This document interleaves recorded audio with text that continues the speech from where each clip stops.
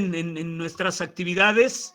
Y bueno, vamos a continuar con nuestra siguiente ponencia, para lo cual le doy la bienvenida al doctor Denzil Escudero Sáenz de la Universidad de Matanzas en Cuba. Doctor, muchísimas gracias por haber aceptado la invitación. Bienvenido. Gracias a ustedes. Será un placer compartir por acá esta experiencia. Perfecto. Pues bueno, como siempre, vamos siempre dando inicio con las síntesis curriculares de cada uno de nuestros ponentes.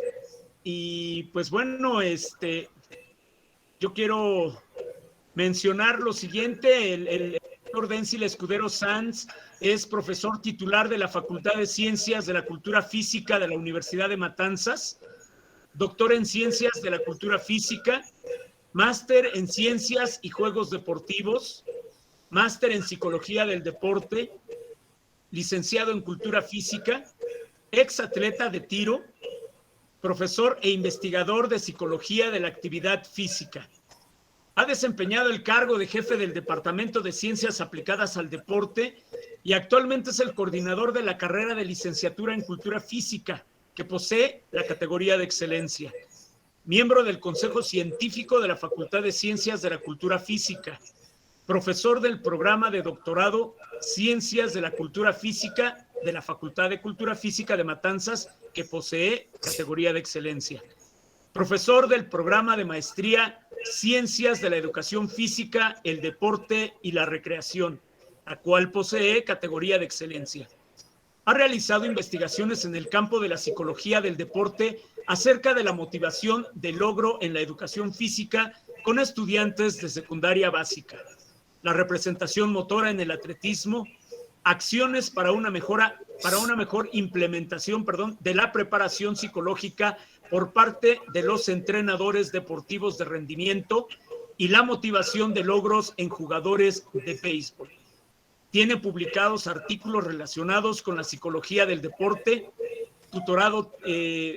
hace tutorados de tesis de maestría, trabajos de diplomados con temáticas relacionadas con la actividad física, además de participar en múltiples eventos científicos. Ha impartido cursos y conferencias en Cuba y la República Bolivariana de Venezuela. Y bueno, pues en este caso hoy también apoyando en este primer Congreso Internacional de Ciencias Aplicadas del Deporte desde México. Pues doctor, adelante, los micrófonos, la pantalla son para usted y ahorita lo apoyamos con la presentación. Adelante, doctor, bienvenido nuevamente. Muchas gracias.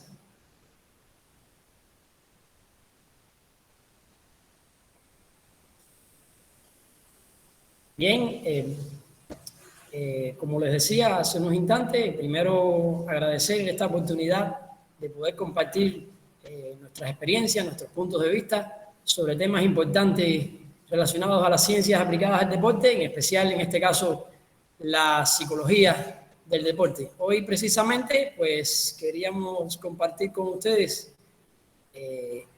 una experiencia relacionada con lo que le denominábamos una mirada al doping desde la perspectiva de la psicología del deporte. Quizás enfocarnos en cuestiones que se han relacionado en investigaciones, en artículos, y también ofrecer algunos puntos de vista, algunas miradas que a nuestro modo de ver nos resultan interesantes para lo que está aconteciendo con este fenómeno del dopaje, sobre todo en las últimas décadas. Por favor, la siguiente diapositiva.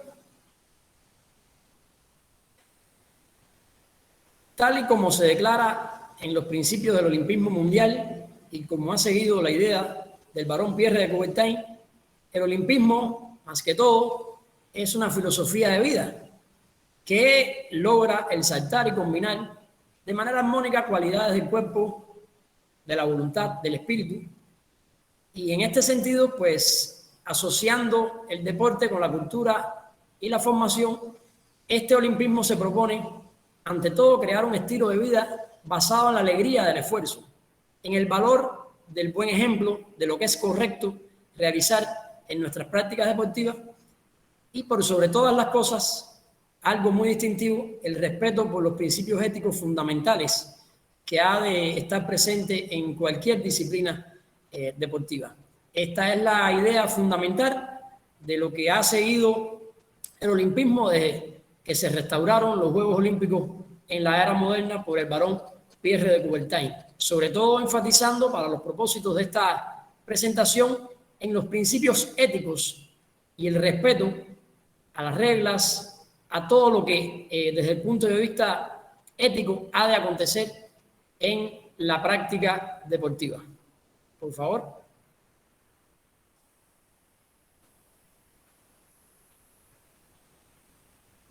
Quisiéramos partir de lo que llamamos el mecanismo motivacional en el deporte, por tratarse precisamente el proceso motivacional de un elemento esencial que nos explica la ruta por la que siguen, por la que transitan los sujetos que se dedican a la práctica deportiva. Ante todo, como acontece en cualquier esfera de la vida, realizamos una actividad a partir de que tenemos un motivo para realizarla. En el caso que nos ocupa del deporte de rendimiento, pues esa actividad es el entrenamiento que realizamos. ¿Por qué entrenamos? ¿Por qué entrena un deportista de rendimiento? Pues para alcanzar un objetivo. Un objetivo que puede diferir para muchos. Hay algunos que entrenan porque quieren ganar una medalla, otros que entrenan porque quieren superarse a sí mismos, otros sencillamente entrenan por el placer derivado de las propias prácticas. Y en este sentido, por favor, vemos que existen sujetos que para vencer obstáculos, dificultades, metas parciales que aparecen en el camino de este entrenamiento, pues recurren a el esfuerzo, al sacrificio, a la búsqueda de aquellos conocimientos, de aquellos contenidos que le permitan mejorar su condición, que le permitan progresar desde el punto de vista individual para poder alcanzar pues precisamente ese objetivo para el que están trabajando. Lamentablemente, la realidad nos muestra otras perspectivas.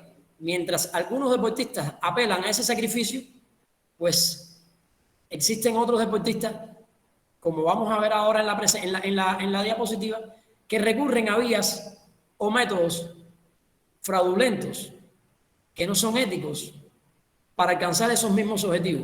De manera que tenemos en un mismo mecanismo motivacional, podemos tener varios sujetos que buscan obtener un objetivo, pero sencillamente lo que los diferencia es precisamente el contenido que desde lo personal logran impregnarle a ese entrenamiento, a esa actividad que van a realizar diariamente por alcanzar el objetivo.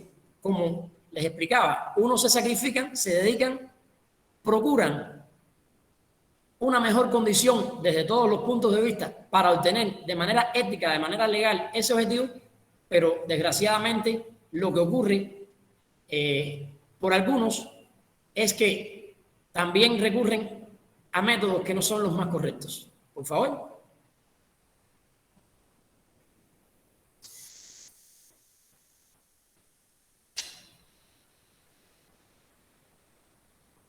La siguiente, por favor.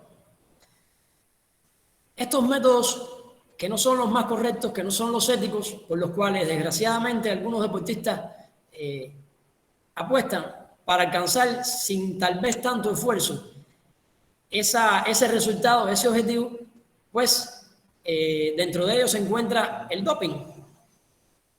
¿Qué es el doping desde el punto de vista que ha definido el Comité Olímpico Internacional? Pues se trata de la administración o el uso de sustancias ajenas o cualquier sustancia fisiológica que, utilizada en cantidades anormales o con métodos o vías anormales, se llevan a efecto con el propósito de obtener un incremento fraudulento, ficticio, de su capacidad de ejecución en una competencia. Y obviamente, esto de alguna manera va degradando ese mecanismo motivacional por el cual las personas han de transitar para obtener sus objetivos. Y obviamente, esto no es lo deseado para la práctica deportiva que se ha seguido como principio en la arena olímpica. La siguiente, por favor.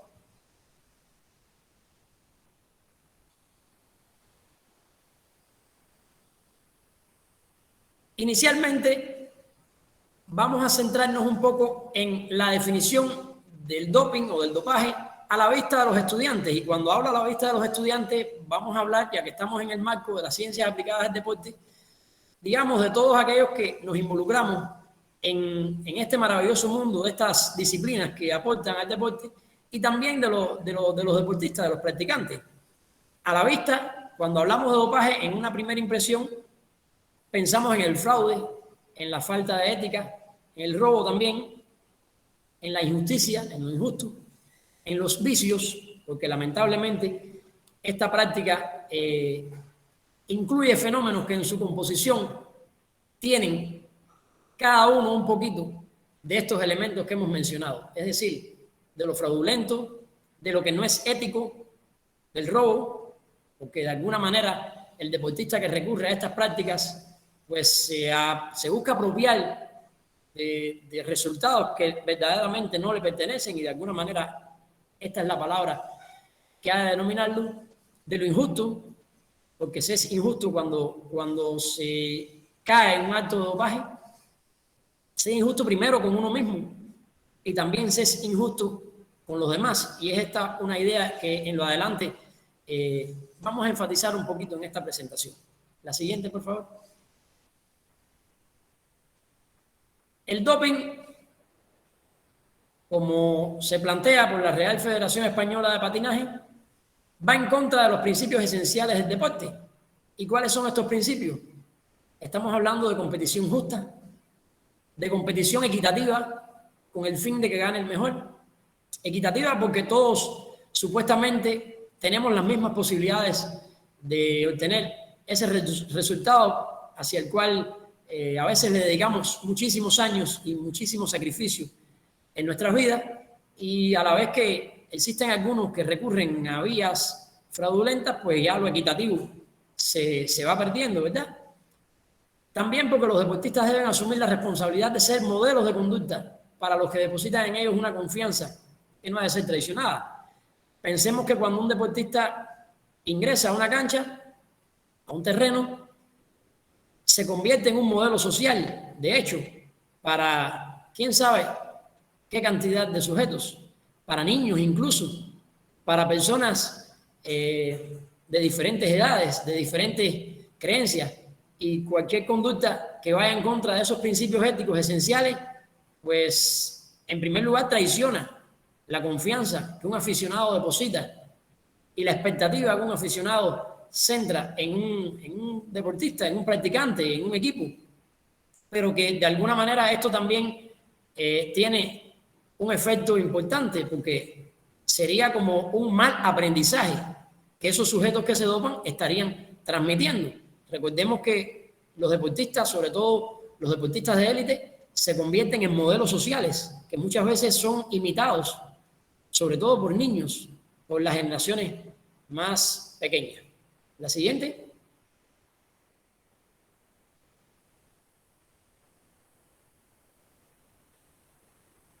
Entonces, visto el fenómeno de esta manera, cabe la pregunta, ¿por qué luchar contra el doping?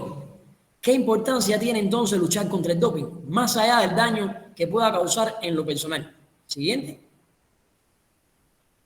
En primer lugar, porque no es compatible con los aportes que ofrece la práctica deportiva como actividad humana. Desde hace muchísimos años, numerosos autores se han pronunciado y han expuesto muchísimos aportes de la práctica deportiva como actividad humana. Aporte desde el punto de vista individual para quien practica, aporte para las sociedades, aporte para los seguidores de las prácticas deportivas. Y esto básicamente tiene mucho que ver con algo que le llamamos unidad entre la conciencia y la actividad. Y es que precisamente la actividad que realicemos va a tributar a la conciencia de las personas que practican, de las personas que la siguen, pero este tributo no va a ser sino consecuente con la forma en que adoptemos esa práctica deportiva.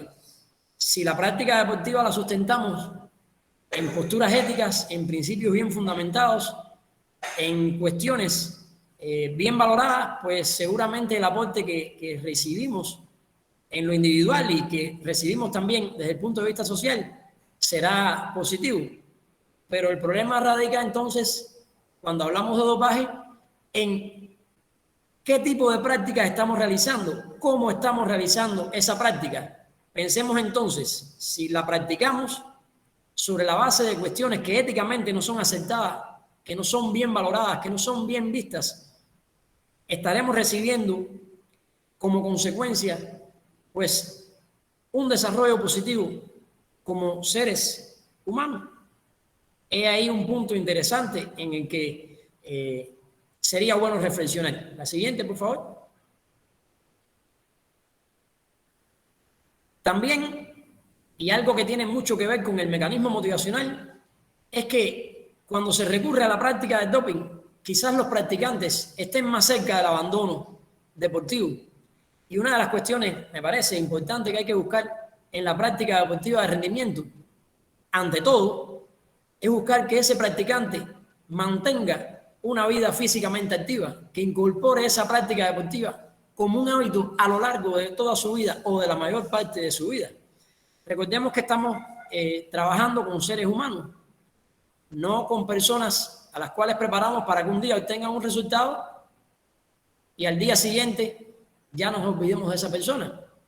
Entonces, cuando recurrimos a una práctica deportiva sustentada en el sacrificio, en esa capacidad de obtener resultados a expensa del sacrificio, del mejoramiento humano, de ampliar los conocimientos, de buscar las vías desde el punto de vista científico más éticas y más eficientes para alcanzar ese objetivo, pues en la misma medida entonces que alcancemos nuestras metas, ese propio alcance de nuestras metas se va a convertir en una fuente importante de motivación.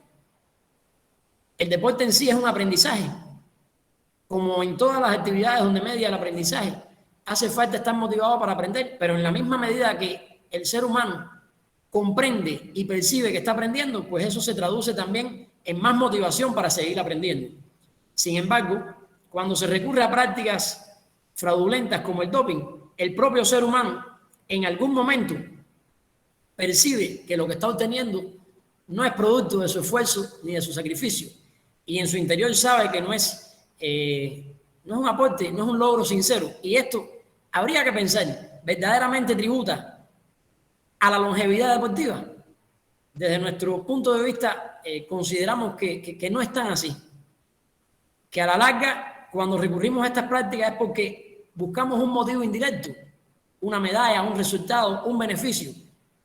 Y cuando se obtiene, pues precisamente ese contenido del motivo, pues habría que ver qué es lo que sigue motivando al deportista a seguir entrenando. Tendrían que entonces aparecer otros tipos de motivos, y esto tal vez no es directamente proporcional a la necesidad de mantenerse muchos años realizando un entrenamiento. Por favor, la siguiente.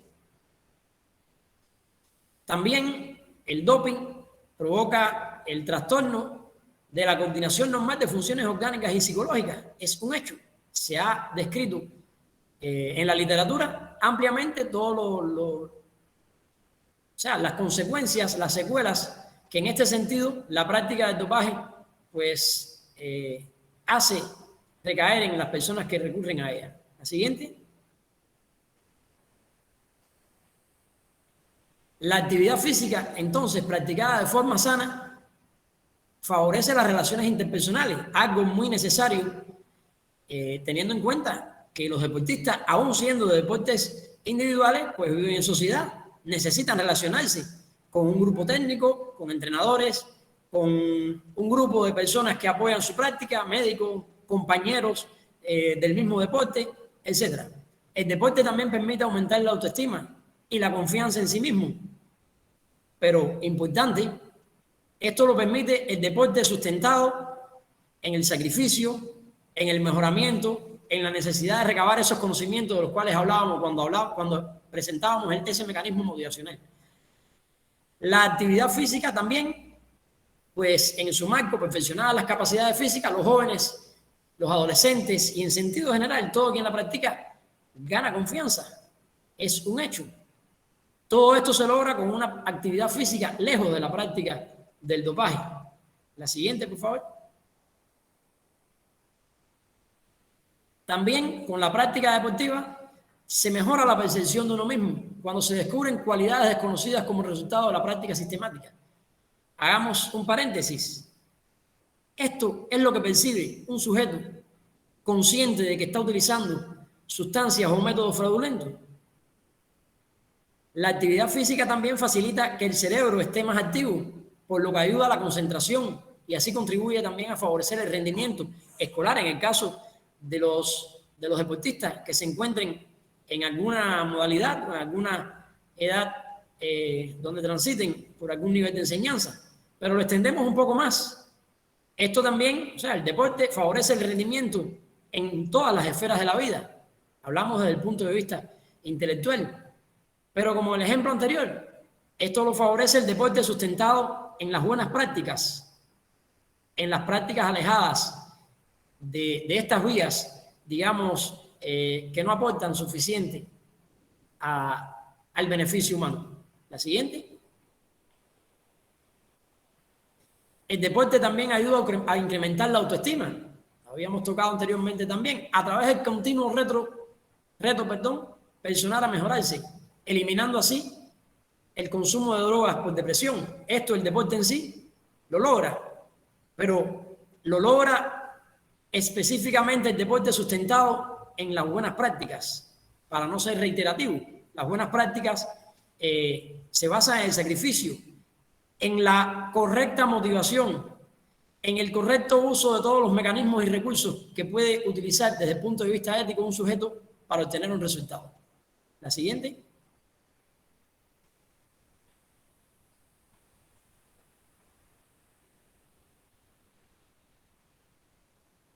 Visto el fenómeno, quisiera centrarme en una idea que en lo personal me resulta esencial a la hora de ver el fenómeno del doping en el deporte de rendimiento. Si buscamos en los artículos que se publican, en las cuestiones que normalmente se abordan cuando hablamos del doping, del dopaje, vemos que existe una marcada tendencia, para no ser absoluto, en los daños que ocasiona esta práctica del doping en el sujeto que la practica, desgraciadamente. Incluso en algunos materiales vemos que se habla de el daño que ocurre o los aspectos negativos que traen asociados el dopaje, no solo al deportista, sino también a sus entrenadores, a los psicólogos que trabajan con ese deportista, a los médicos, a la familia de esos deportistas. Pero yo quisiera centrar la mirada en un aspecto que para mí resulta esencial a la hora de ver el dopaje en el deporte de rendimiento. Y es precisamente que con el doping no solo se dañan quienes lo practican, no solo se dañan los entrenadores de quienes practican, de aquellos deportistas que practican el dopaje, o el colectivo médico, o los psicólogos que interactúan con él, o la familia de ese deportista que se dopó. Vamos a pensar en los otros deportistas que éticamente han seguido la ruta de su entrenamiento y que coinciden en una justa con estos sujetos que se han dopado. ¿Cómo queda el asunto a la mirada de estos otros sujetos que éticamente han hecho lo correcto? Vamos a ubicarnos en el ejemplo de una competencia olímpica, de unos Juegos Olímpicos. Pensemos en aquel deportista que soñó durante muchos años de su vida con alcanzar una medalla de oro olímpica, que fue capaz de recabar enormes esfuerzos para lograrlo, que sacrificó muchísimas horas, muchísimos placeres de la vida en sus entrenamientos, en toda la actividad que como deportista siguió durante muchos años de su vida para alcanzar la gloria olímpica. El día de su competición se vio superado por un practicante y apenas pudo llegar, apenas no, digamos, logró alcanzar una medalla de plata o una medalla de bronce olímpica. Al cabo de unos años o de un tiempo después, las autoridades competentes y las instituciones encargadas demuestran que ese sujeto que había obtenido la medalla de oro olímpica, que dejó al medallista de plata fuera del alcance de sus expectativas en un momento determinado, había obtenido esa medalla de oro, pero a expensas de que estaba dopado. Es decir, se descubrió que estaba utilizando en ese momento un método fraudulento. ¿Quién le devuelve a ese deportista, medallista de plata olímpico, la alegría del momento por el cual luchó tantos años de su vida? La alegría del momento de haber disfrutado la victoria, el triunfo en ese evento, de haber subido en el podio de premiaciones a lo más alto del podio. Y valga la redundancia. Esa alegría nadie se la va a devolver. Aún cuando las autoridades encargadas le otorguen la condición de campeón olímpico. Pero ya en esos Juegos, donde existió un público que tal vez lo fue a ver, no pudo subir. ¿Por qué? Porque existió otro que lo alcanzó y que lo superó de una manera mentirosa, inadecuada, poco ética. Esa alegría no se la devuelve nadie a esos deportistas que no pudieron subir al podio de premiaciones o no pudieron alcanzar en ese momento su expectativa, aun cuando le digan que son campeones olímpicos al cabo de los años o de los meses. No importa. Recupera una parte de su alegría, pero no recupera el momento tal vez más esperado de muchos deportistas, que es el de visualizar la medalla, que es el de sentir, precisamente percibir el placer del momento. Pero vamos a la familia de esos deportistas también que sufrieron, digamos, esa decepción. ¿Cuántas veces los familiares más allegados de esos deportistas que no pudieron alcanzar el podio por otros que se doparon, cuántas veces esos familiares ni siquiera sobreviven los años o los meses para ver cómo su hijo o su hermano o su pareja se convirtió en campeón olímpico? Tenemos casos de deportistas que al cabo de los años le devolvieron su medalla, pero su padre falleció o su madre falleció y no pudo ver nunca cómo su hijo llegó a ser campeón olímpico. Sin embargo, la realidad muestra o mostró en momentos siguientes que verdaderamente sí lo era. Pero esa alegría del momento real la perdió. Por lo tanto, mi idea esencial en esta lámina es hacer un llamado a este contenido de que el doping no solo daña a la persona que lo practica.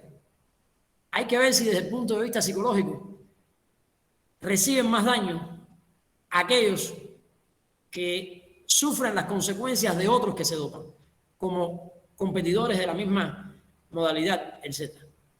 Siguiente, por favor. Visto así, entonces, ¿qué pasa con las sustancias prohibidas? Adelante.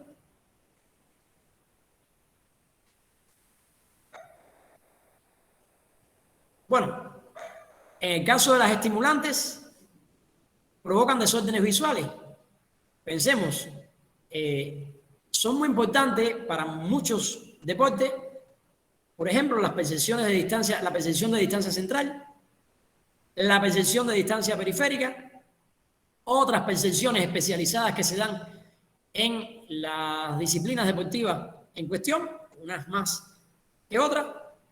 Pues entonces, estas prácticas, estas sustancias estimulantes, pues en primer lugar, provocan estos desórdenes, provocan problemas de coordinación, de equilibrio, provocan ansiedad, agresividad, insomnio. Y si vemos, son una serie de elementos que para nada son beneficiosos ni en el ser humano, ni para la práctica deportiva, ni para el mérito que tiene la actividad que nos ocupa. Adelante.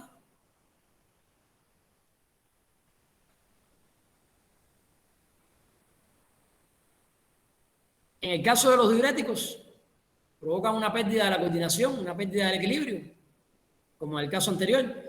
Provocan confusión, cambios mentales, humor variable. Muchas veces vemos determinadas actitudes en nuestros deportistas y habría que ver, estas sustancias pueden condicionar estos cambios que para nada tampoco son favorables ni desde el punto de vista humano ni desde el punto de vista del desarrollo deportivo en una disciplina dada. La siguiente. Cuidado también debemos tener con otras drogas.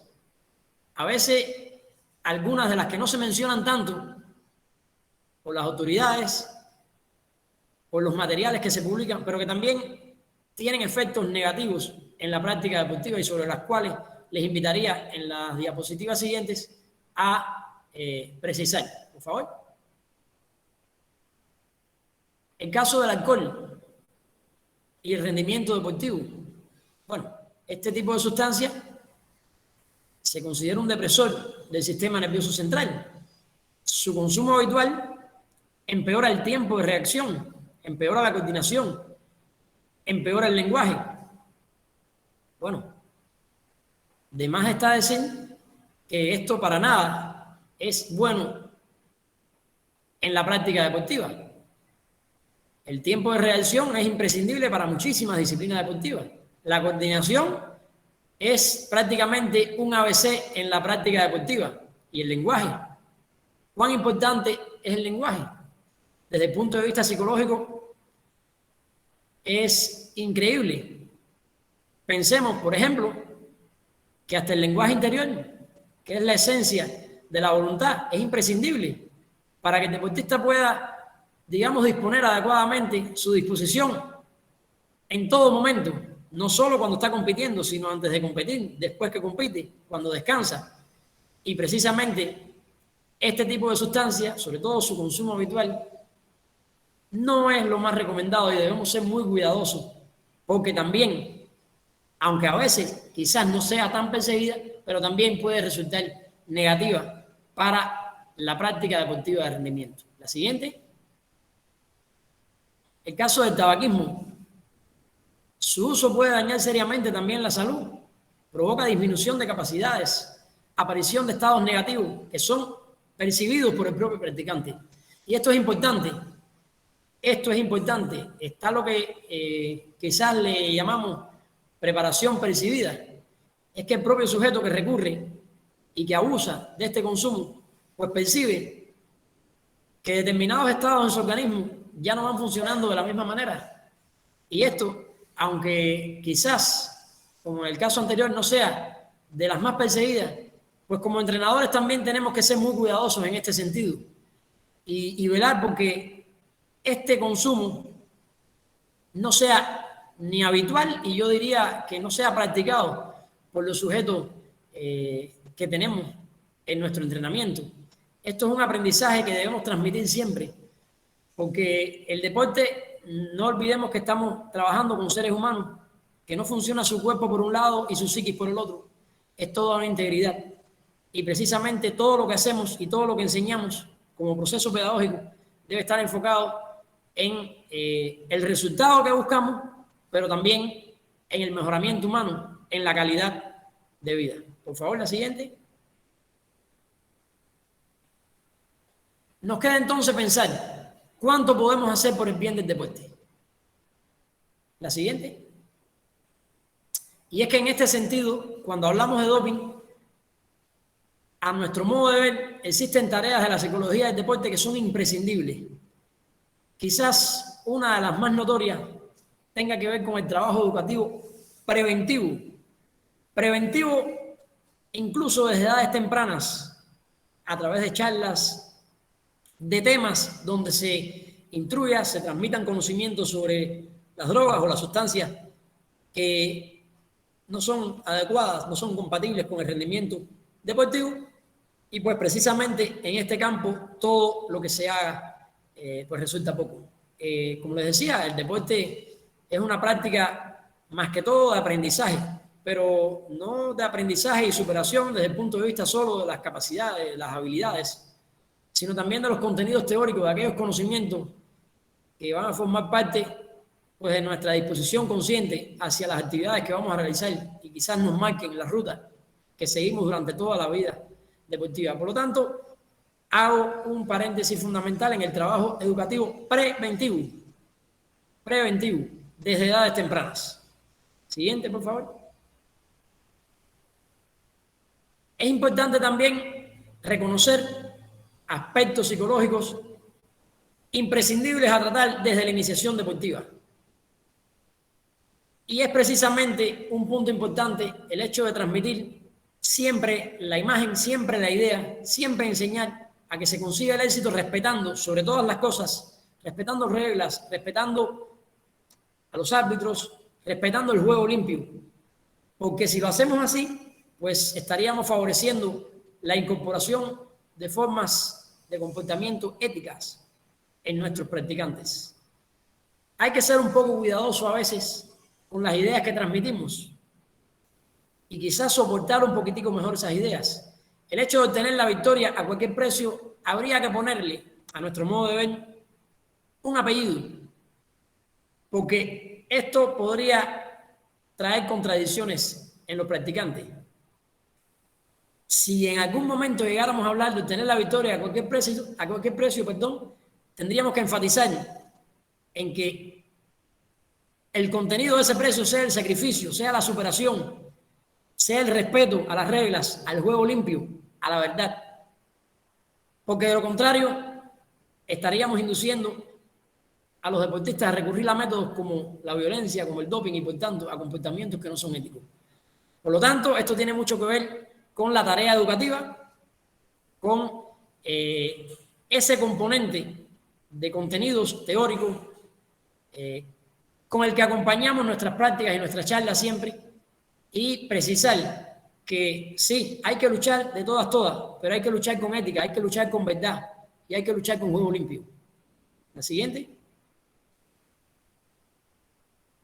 Por supuesto, esta no era la práctica adecuada. En cuanto entonces a la educación para la salud que debemos procurar en la práctica deportiva, bueno, en primer lugar, como entrenadores debemos propiciar que ese sujeto o esos sujetos con los cuales compartimos deseen estar sanos. Eso tiene mucho que ver con la motivación, con los motivos que ayudamos al sujeto a identificar. Tenemos que procurar que esos sujetos también sepan cómo lograrlo. ¿Cómo lo van a saber?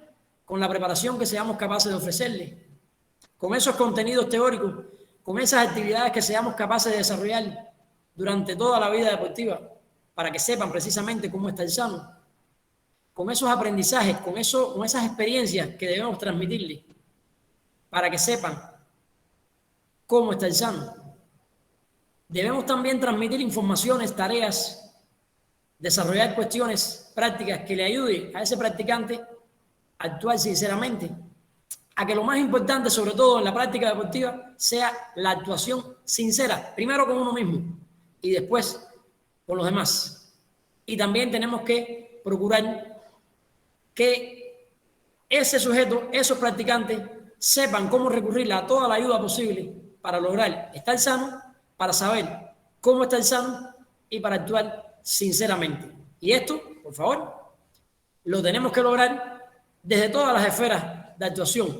Yo diría, más que el deporte, de la ciencia, de la cultura física. La siguiente, por favor.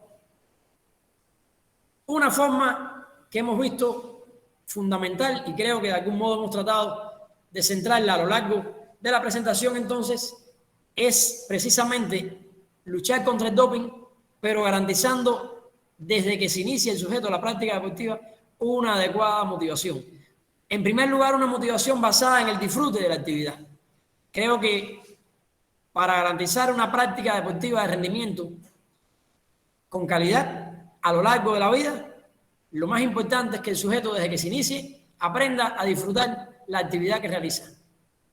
El sujeto en un deporte debe disfrutar desde colocarse el vestuario hasta realizar el calentamiento en ese deporte, hasta realizar los entrenamientos, por rigurosos que sean en ese deporte, competir, en fin, todo lo que tiene que ver con esa disciplina deportiva. Creo que es un aspecto fundamental motivar, ayudar a ese alumno a identificar necesidades y motivaciones relacionadas con el disfrute de la actividad deportiva que se practica. Sobre todo, basada esa motivación en motivos directos que impliquen, por supuesto, que lo que el deportista está realizando en la cancha, en el terreno deportivo, pues signifique para él en lo personal una fuente importante de satisfacción, de placer, un disfrute constante en todo momento. Y no que se practique el deporte como vía para alcanzar otros fines. Y con esto no quiero decir que tal vez otros fines, otras recompensas externas al placer, en algún momento puedan ayudarnos. Lo que pasa es que no pueden ser la máxima. Lo más importante, lo que más debe estar presente en la práctica deportiva es el placer, es la satisfacción por la práctica en sí. Y en este sentido, es que hablamos de motivo directo. En esto se basa una adecuada motivación del practicante, que en la medida que lo logre, pues el practicante va a identificar más necesario esforzarse, sacrificarse, superarse a sí mismo y no recurrir a otras vías que desde el punto de vista personal pues lo puedan engañar. Y en este empeño, entre otras cuestiones, podemos aprovechar también la influencia de los famosos.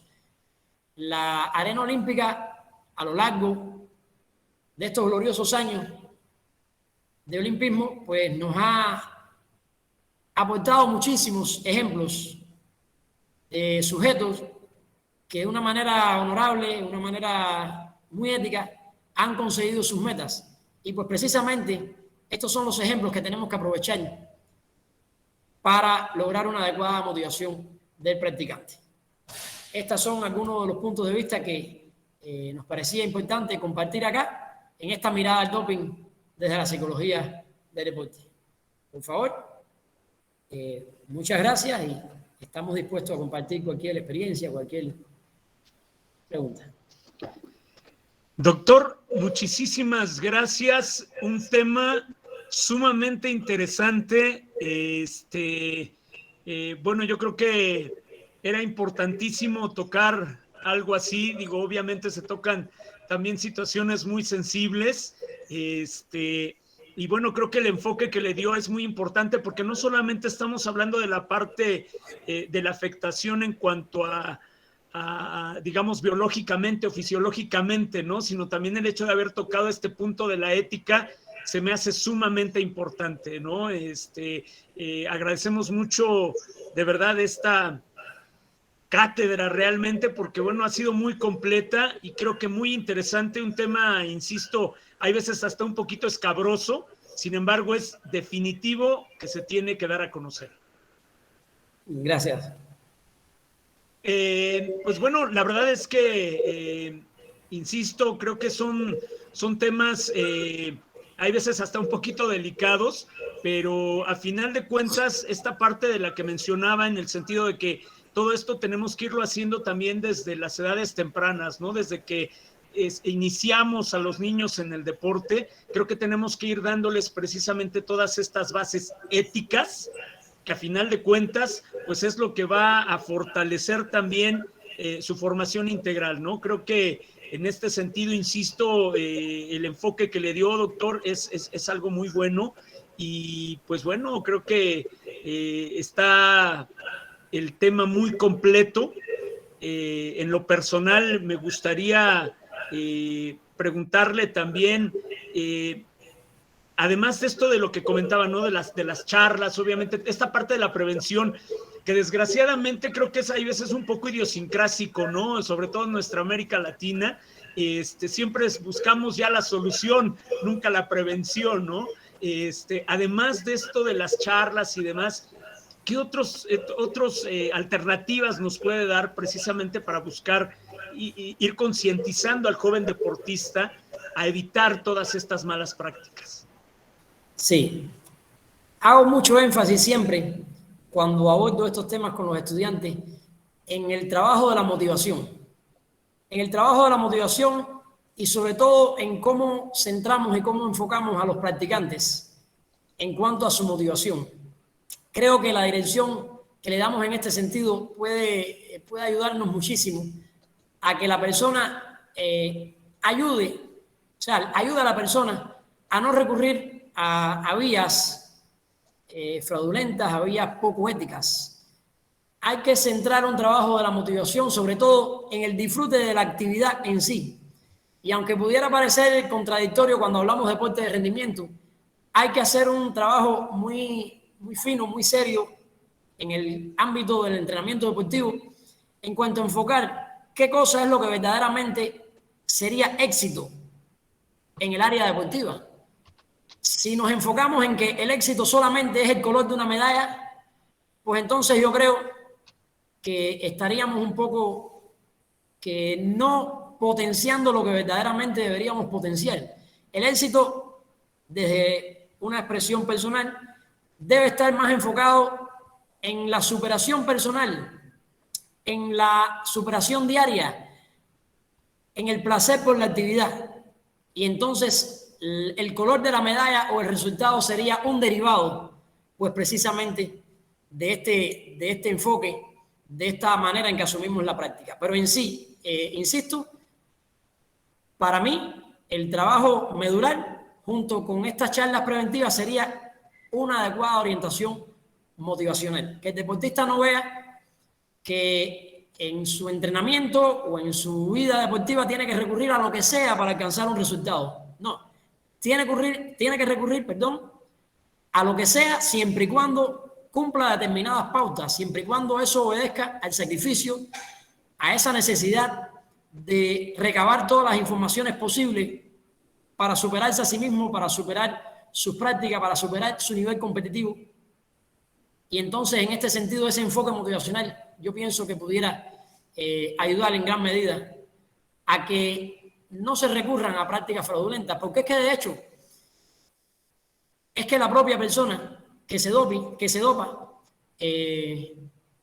existen experiencias personales que no pueden ser tal vez reveladas, ¿no? por estas vías, pero el propio practicante percibe cuando utiliza vías fraudulentas, no percibe un placer, digamos, como debería ser por ese resultado alcanzado. El propio practicante a sí mismo o para sí mismo está consciente de que lo que obtuvo fue un engaño. Y entonces, obviamente, todo cae de nuevo en el área de la motivación. Hay que enseñar al sujeto, hay que aplicar tareas para que el resultado, producto del sacrificio, producto de las buenas prácticas, sea la mejor recompensa, sea la recompensa al esfuerzo, como se tratara en alguna, incluso hay firmes que lo abordan. Hay que enseñar al deportista a que el disfrute verdaderamente esté en el camino y no en el lugar a donde quiero llegar. Es más importante disfrutar el camino. Y si disfrutamos el camino, después el lugar, digas una medalla o digas un resultado, entonces se va a disfrutar doblemente, porque se es consciente de la verdad de ese camino.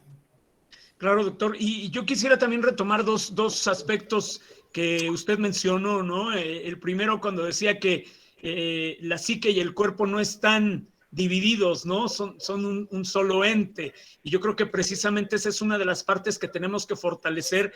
Y voy al siguiente punto, el ganar como sea.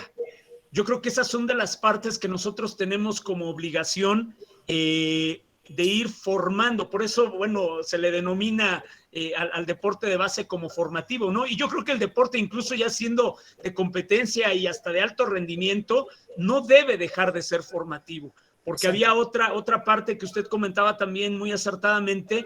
Hay veces, hay ejemplos, ¿no? Hay ejemplos ya con atletas del más altísimo nivel, que bueno, tienen incluso toda una historia de vida que precisamente puede ser una motivación. Entonces yo creo que es fundamental esta parte en el caso de los entrenadores, de aquellos que nos paramos frente a un grupo.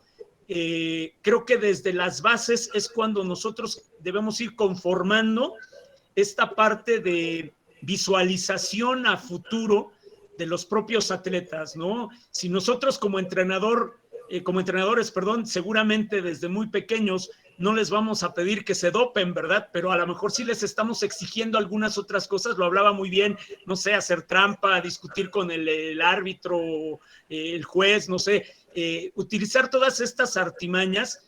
Pues yo creo que eso les abre precisamente el camino a desviarse, ¿no? Entonces, la verdad es que son puntos muy finos que usted nos hizo favor de tocar, y la verdad es que estamos sumamente agradecidos con esta exposición, porque de verdad es muy importante.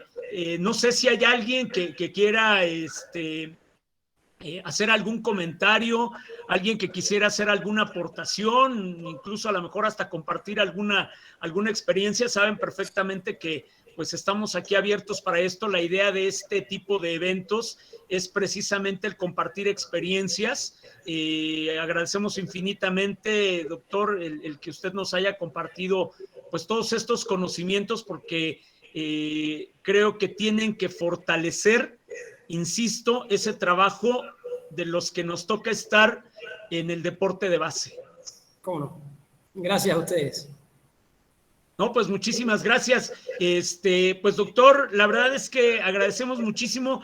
A mí me gustaría incluso comprometerlo, discúlpeme, a que esta pues sea la primera, pero no la última vez de que tengamos la posibilidad de escucharlo, de que tengamos la posibilidad de que nos comparta sus conocimientos.